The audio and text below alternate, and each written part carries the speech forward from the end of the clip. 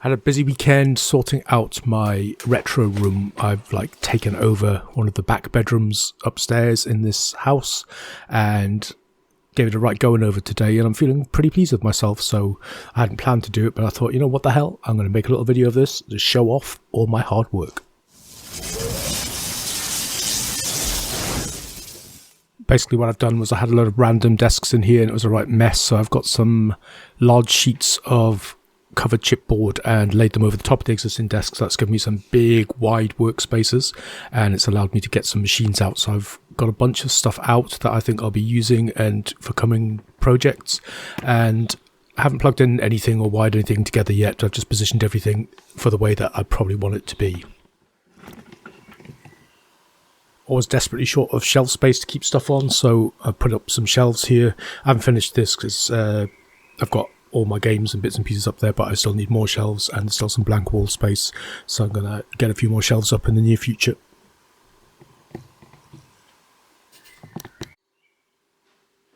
One of the cool things I've done here is I've got this little desk here for the Atari ST, and I think I've mentioned before that music making is what I plan to do with this, so I've had a few things sitting on the shelf that I haven't got around to looking at yet. So I've actually got a boxed copy of Notator. It's just a simple version, the kind of educational version, but still something to play with the original dongle and everything. And I've also got a half decent synth unit as well, so I've got everything I need to make some music, and hopefully to make some music I can use on the channel.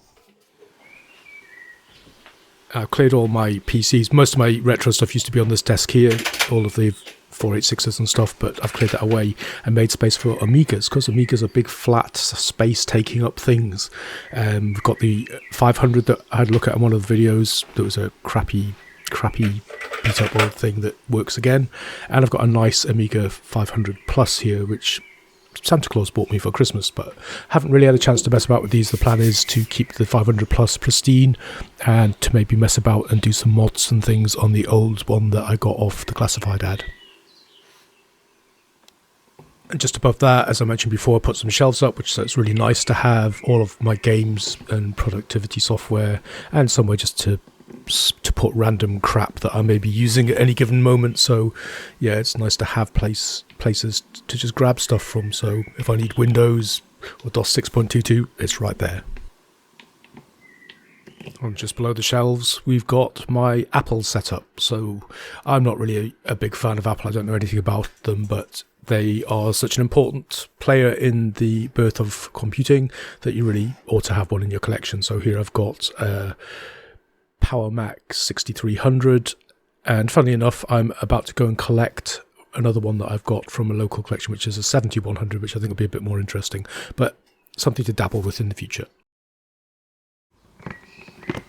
And lurking down the bottom below the Apple stuff is my collection of portables. There's a bunch of various laptops and things here, some of which I haven't really looked into and I've had kicking around for years and will probably do videos on. And then next to that I've got an old severely battered Atari 400 computer, which I'm hoping to bring back to life at some point. Next to that's an interesting thing that's sort of I've been pondering about, but I haven't actually bitten the bullet to do anything about it for a while, as I bought this really low profile empty case, new in box, old stock, but I never thought about it at the time. But the problem is with that is it needs a low profile, like 2-level ISA riser, and it's got one card on one side and 2 cards on the other side. So I bought cards and thought about snipping the top off them, but the height was all incorrect and whatever. So what I've managed to get here is a prototyping board, an ISA prototyping board, and the plan is to manufacture a riser card that will work with this machine. So that's a little project that'll be coming up shortly. We'll probably make a video of it, and once we've got the riser card, then I can build a machine. A funky little 286 is what I've got planned for this. And in the far corner are the things that used to be on the desk that now houses the Amigas. This is just my main retro computer collection, the core of my collection that I use on a regular basis. So most of the things here are featured in other videos. There's little Amstrad 8086, there's my Gateway 486DX, and lurking at the bottom there is my Dell Pentium 2 and my tiny Pentium 3. So I've got plans for this corner to use a single set of speakers. I've got myself an 8-way VGA splitter so that all of the machines can run into the splitter and we can just use a single monitor here. And I've also got a funky little sound splitter, which I didn't know was a thing, but that means you can plug the sound cards in, up to 7 sound cards, and they will all output to a single set of speakers, so that's pretty funky.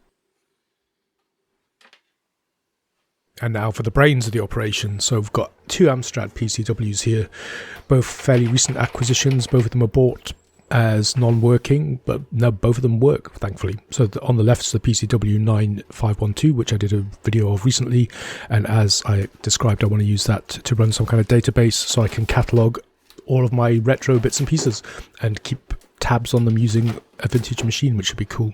On the right, there's an 8256. I have a bit more software for this one, and this floppy drive works, but it has such a cool screen. I want to do other stuff with this, so we'll get back to that one in a future video.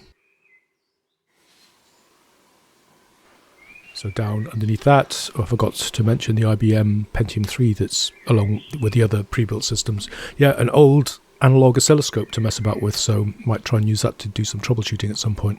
It's a cool looking thing, there's no doubt about that.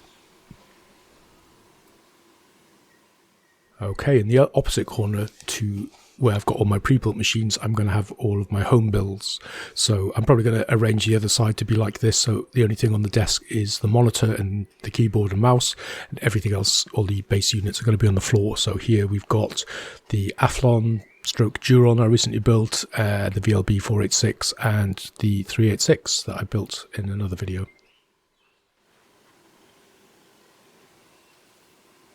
Then there's a little area that I'm going to keep clear for doing stuff, actually doing the work, making things, fixing things, and making videos.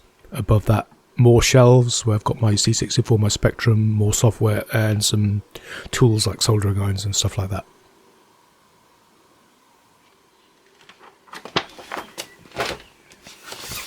And these are just lying here because I wanted to keep them out. I've just recently scored these a massive pile of 1980s Personal Computer World magazines, so all a bit before my time, so stuff that I'm not terribly familiar with.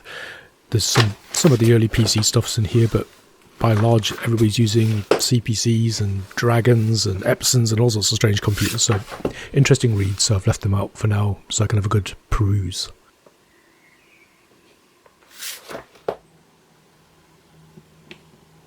And that's pretty much it. That's the state of my retro room at the minute. So the last thing I wanted to do was add a bit of ambiance so that I can lock myself in here on dark winter's nights and feel about as retro as you can get. The constant search for retro nirvana. So I put all sorts of lights in here. So dimming the lights, let's see what it feels like.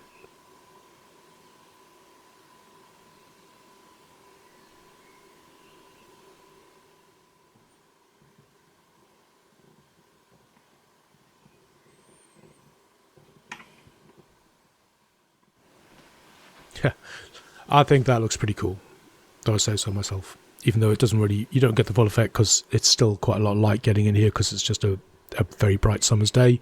But I'm actually looking forward to winter. I hope it snows outside. I can lock myself in here, put all my lights on, play Doom with a nice glass of Jim Beam to keep me warm. I'm really pleased with the way this has turned out. I hope I get it all wired together, and I'm going to try and do some networking in here as well, which I'll probably do a video about at some point in the future. But I just couldn't help myself. I just had to pop together a little video just to show somebody because, you know, people roll their eyes here in the real world when I do this kind of thing. But at least there's some enthusiasts out there on YouTube who might enjoy it. So that's pretty much it. I hope you enjoyed this quick impromptu video, and if you did, it'd be great if you consider giving me a thumbs up, subscribing, or leaving a comment below. Thank you very much for watching.